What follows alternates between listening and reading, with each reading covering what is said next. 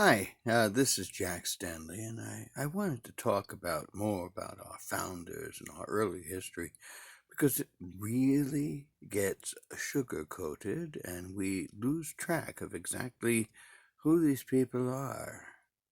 And I wanted to talk more about who they really were and about some of the events that took place that were so amazingly important in the foundations and beginnings of this nation. Of course, we had a revolution, of course, which we didn't all agree on. In fact, if you think about it, during the American Revolution, about a third of the people were for it, about a third of the people were against it, and a third of them didn't really care. A good 20%, if not more at times, of the military fighting were African American. You never hear this, but it's true. And so many times when I hear and see people talking about our early history, very rarely do they want to talk about the Continental Soldier, who often was black. What difference does it make? I don't care what color they were all patriots. That's the important thing. And someone of African American descent is just as much a descendant of a patriot as any of us. Because a good deal of us talk about being descendants of the Patriots, but we weren't here. We're immigrants. And so what's the difference? I think that's an important fact to bring out that nobody seems to want to. Another thing that's very interesting, of course, we had the Declaration of Independence put together by a bunch of individuals who didn't like each other. They hated each other, to be perfectly honest. But they finally worked things out. They had to remove certain things. You had the committee to write it. The scribe was Thomas Jefferson. He did about, I'd say, 85% of it. Benjamin Franklin, John Adams, and a few others also did work on it. Roger Sherman, Livingston. They all added little bits and pieces. And, of course, today we think just Jefferson wrote it, and he did. He wrote a vast majority of it. He was a great scribe, but what was he doing? He was copying some of the stuff that was thought about before. You got to remember who was called the Atlas of American Independence. John Adams. He was the fellow, single-handedly at times, leading the charge for independence. We forget that fact. Perhaps we forget that fact because there's no monuments to John Adams. And yet he did so much. We also had our revolution, which of course was aided by France. In fact, if we didn't have France on our side, we wouldn't have had our independence. We don't talk about that either. We don't talk about the fact that Yorktown, it was basically the English and French fighting, and the Continental Army was behind the French. But of course, it was the great honor of Washington to accept the sword and surrender. We came to battle with the French eventually. We had a faux war with them in the end of the 18th century. Fortunately, we were wise and didn't get into that war. Fortunately, we had someone like John Adams there, who fought tooth and nail with Alexander Hamilton, who wanted to go to war with France. I want to talk about Hamilton. He's a brilliant man. He's one of the writers of the Federalist Papers. He copied the Spanish method of money and called it our own. We took the pieces of 8, called it our silver dollar, and worked our way down. 8 reals, 4 reals, 2 reals, etc. But he also had a brilliant idea, and that was to accept the debt of all the states, which led to a lot of problems because some of the states had paid their debts. But there's another side to Hamilton, and that's the unfortunate thing. We have this new musical that's making him into something he wasn't exactly. And I always remember the historian who wrote the book on Hamilton and Washington before this musical came out, because now he won't say this, but at the time he said he never realized how annoying Alexander Hamilton was until he wrote his biography on Washington. And Washington protected Hamilton because Hamilton had a great art of getting under your skin, making you go absolutely wild and crazy. And he enjoyed that, you know. He got challenged to 10 duels in his life, and he was saved many times by Aaron Burr, who was just a touch smarter than Hamilton, much more reserved and much more in control. But they were very similar. And they had one more in this duet that made it a trio, and of course was Thomas Jefferson. 3 individuals, all brilliant, all flawed. And of course, Thomas Jefferson did everything in his power to destroy Alexander Hamilton and Aaron Burr. And Hamilton did everything in his power to destroy John Adams, as did Thomas Jefferson. John Adams, he was a unique case. He had a little too much emotion. And he was kind of like a out-of-control ship without a rudder if his wife was not there. If his wife Abigail was there, he was under complete control because she could keep him under wraps. As soon as she wasn't there, he was a nutcase. But we have to be thankful for Adams for saving this country. You know, we don't think about that too much. We had a constitutional convention. That's what we call it today.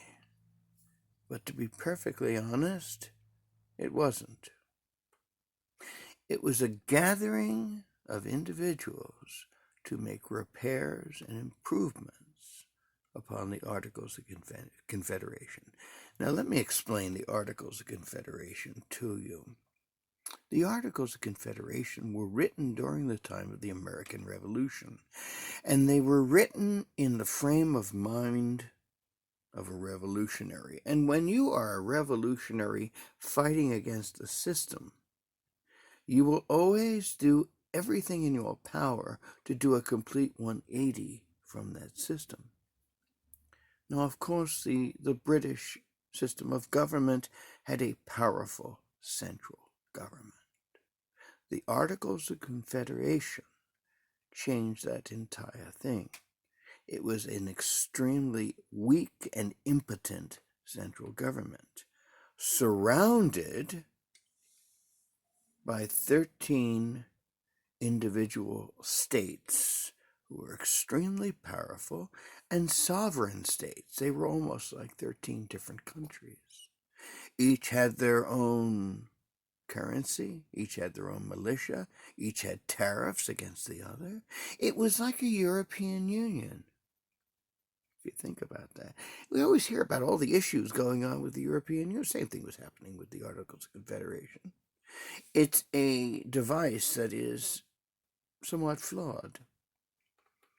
And it got really bad. There was bullying by some states against others because, like, Virginia had 1 vote, and, you know, what's a small little state? Rhode Island had 1 vote. And Virginia went, you know, batty over that.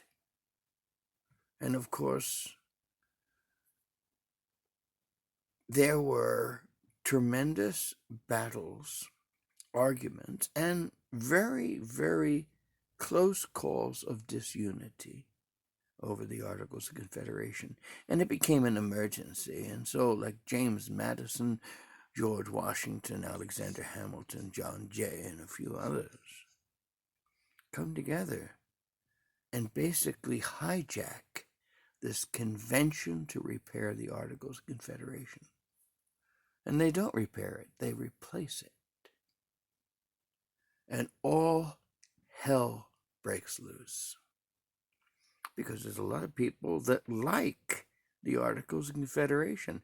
Rhode Island was happier than a clam. They had tariffs. They were making money. They had a lot of power. They were as powerful as Virginia or Pennsylvania or New York. And lots of people were against this Constitution. Patrick Henry, who was truly a revolutionary, give me liberty or give me death.